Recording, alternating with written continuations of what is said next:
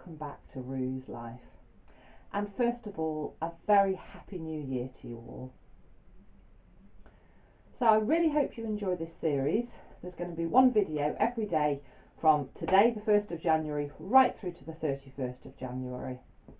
And my inspiration for these videos was, it comes to the end of a year, and it is a time where we tend to look back and think about the things we may or may not have achieved, and also a time, to look forward and start planning for this new year ahead.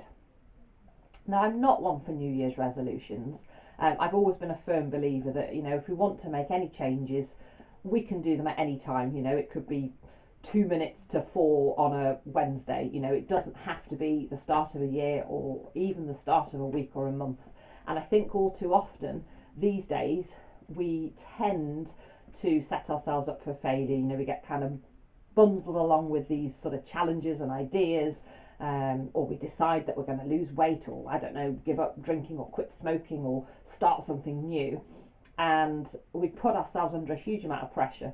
And I think that if, and I've personally found that if I live a balanced life and a mindful life, and I keep that work-home life balance, and I practice the things that I'm going to talk you through over the next 31 days, then I find that these things will happen naturally.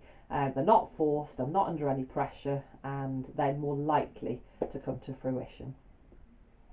So I'm not going to waffle on for too long. I'm going to start with day number 1. And today, living your best life. Are you living your best life? My tip for today is, and this is a strange one for somebody that puts out content on social media, but it's to cut down on your social media.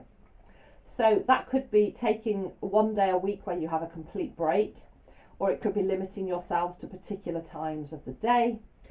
And the other thing that I like to do is that I actually will only engage with positivity. We all know that social media can be a very, very negative place. However, there are some really good spaces on social media, on all the different social media sites. So find yourself some positive groups, some positive sites, and don't engage with the negative things. If things are pinging up in your feed every 5 minutes that don't bring you joy, don't bring you positivity, aren't useful, aren't helpful, then unfollow, don't engage with those things, scroll past.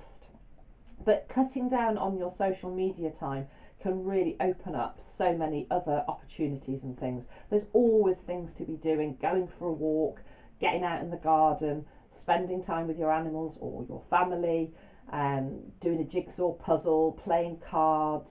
There's so many things we can be doing rather than sitting with our heads down scrolling on our phones. So that's my tip number 1. Cut down on your social media, however you choose to do it. It could be switching off at a certain time at night, as I said earlier. It could be having one day a week where you just don't look at it at all. But fit that into your routine, and honestly, you really will find that it opens up so much more of your life. So that's tip number 1, and I'm looking forward to seeing you tomorrow.